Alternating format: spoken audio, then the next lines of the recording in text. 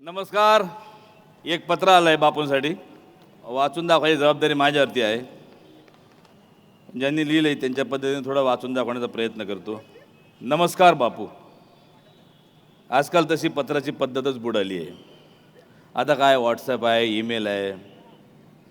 पण तरीही जेव्हा हवा येऊ द्यासारखा कार्यक्रम होतो तेव्हा आम्हा सर्वांना तुला पत्र लिहायचं ठरवलं. मग सर्वांच्या वतीनं मी तुझ्यासाठी पत्र लिहितोय. आता एवढ्या लोकांसमोर तुम्हाला तू म्हणताना थोडं वेगळं वाटतंय, पण तुझ्या हट्टामुळेच आम्ही तुला एकेरी नावाने बोलतो. आणि हा सर्व कारभार तुझ्या नकळत सागरला हाताशी घेऊन करतोय. बरं, आता हे सर्व सोड. या प्रत्येकाचं म्हणणं आता मी माझ्या शब्दात तुझ्या पुढे मांडतो. तसं विकासाच्या बाबतीत आम्ही सर्वांचं मत अगदी सेम आहे. आमच्यापैकी प्रत्येकानं आता बोलताना सांगितलं आहे, मला या प्रभागात राहायला येऊन अनेक वर्ष झाले. भरधाव वेगानं पिंपळे सौदागरचा विकास झाला. हाच विकास तुमच्या कामाची साक्ष देतो. हाच विकास घडत असताना आमच्यापैकी प्रत्येकाला तुझ्यातले अनेक पैलू पाहावयास मिळाले. त्यात तुझा स्वभाव, मनमिळाऊपणा. याचंच उदाहरण देताना एक जण सांगतोय की जेव्हा मी पहिल्यांदा तुमच्या कार्यालयात आलेलो तेव्हा मनात भीती होती. असा साधा प्रश्न घेऊन आलेला मी, तू मला दाद देशील का? कार्यालयात बसताना सुद्धा मनात भीती होती, पण ज्या आदरातिथ्याने तुम्ही मला वागवलत त्याने मी भारावून गेलो. तुमचा स्वभाव, हसतमुख बोलणं, सर्वांशी मिळून मिसळून वागणं, सगळं अगदी छान आहे. तुझ्याबद्दल सांगताना सुद्धा त्याच्या डोळ्यात पाणी आलं आहे. त्याचा मुलगा नोकरीनिमित्त परदेशात असतो, आईबाप इकडे एकटेच. त्यात त्याला हृदयविकाराचा झटका आलेला. तुला समजतात त्याच्या मदतीला धावून आलेला तू, हक्कानं जबाबदारीनं दवाखान्यात विचारपूस करणारा तू,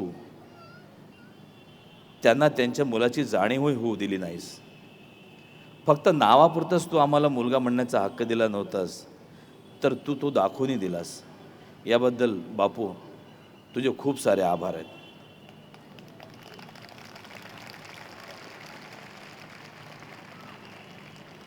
एवढ्या लोकांसमोर आभार मानतोय यामुळे कदाचित तू संकोचशील, पण आपल्याच मुलाचे आभार मानण्यात मला संकोच वाटत नाही.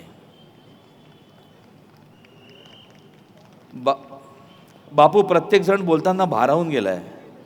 त्यांना तू ओळखतही नसशील. यानंतर म्हणे तू घर सोडलंस, त्यानंतर त्यांना तू घरी सोडलंस. तुला आठवतही नसेल. तुझ्यासाठी ही फार क्षुल्लक गोष्ट असेल. उन्हात एकट्यानं चालत असताना त्यांना रस्त्यातच चक्कर आली आणि त्याचवेळी बाजूनं चाललेला तू त्यांना घेऊन त्यांच्या घरी पोचवलंस. आणि मला आता वाटायला लागलं आहे की ज्येष्ठ नागरिकांसाठी ई रिक्षा चालू करण्याचं कारणही असंच काहीतरी असावं. आता तू केलेल्या सामाजिक विकासाबद्दल मी काही लिहिणार नाही, कारण ते सर्वांच्या डोळ्यासमोर आहेच. सामाजिक कर्तव्याबरोबरच भावनिक नात्याचा मेळही तू अगदी उत्तमरित्या साधलास. कारण तुझा जिवलग मित्र जाऊन अनेक वर्ष लोटली तरी आजही या भागात गेलास की त्याच्या घरी जाऊन त्याच्या आईवडिलांची न चुकता भेट घेतोस तू बापू. मुलगा या नात्यानं हवं नको ते बघतोस. या छोट्या छोट्या गोष्टी कदाचित तुझ्या लक्षात नसतील, पण हीच गोष्ट आमच्यासाठी लाख मोलाची आहे. पण आता ही मंडळी तुझ्याबद्दल माझ्यापुढे त्यांचे विचार मांडताना तुझे अनेक पैलू पाहायला मिळालेत. आमच्यातल्या माजी सैनिकांचं म्हणणं ऐकून मला अभिमान वाटला. ज्याप्रमाणे आम्ही सीमेवर सर्वांच्या रक्षणासाठी लढतो, अगदी तशाच प्रकारे तू इकडे लढतोस, सर्वसामान्य जनतेच्या अपेक्षा पूर्ण करत. त्याच प्रकारचं काम इकडं तू करतोस. तुझ्याबद्दल बोलायला अनेक गोष्टी आहेत. तुझं कौतुक कर असं वाटतं. कोणीतरी आपलंच माणूस पुढं जातं हे पाहताना फार अभिमान वाटतो. हां बापू, सामाजिक भावनिक बांधिलकी धरून चालणारं तुझं व्यक्तिमत्व आहे. अनेक लोकांना फक्त तुझी सामाजिक बाजूच माहिती असेल. उत्तम आदर्श नेता, नगरसेवक म्हणून तू सर्वांना माहीत आहेस, पण आज माणूस म्हणून कसा आहे हेही अनेकांना समजलं असेल.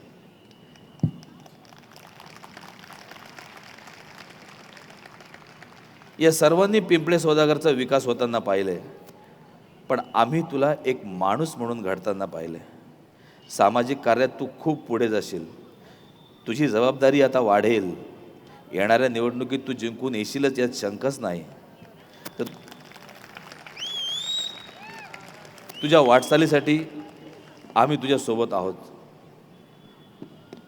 तुझेच ज्येष्ठ नागरिक पिंपळे सौदागर.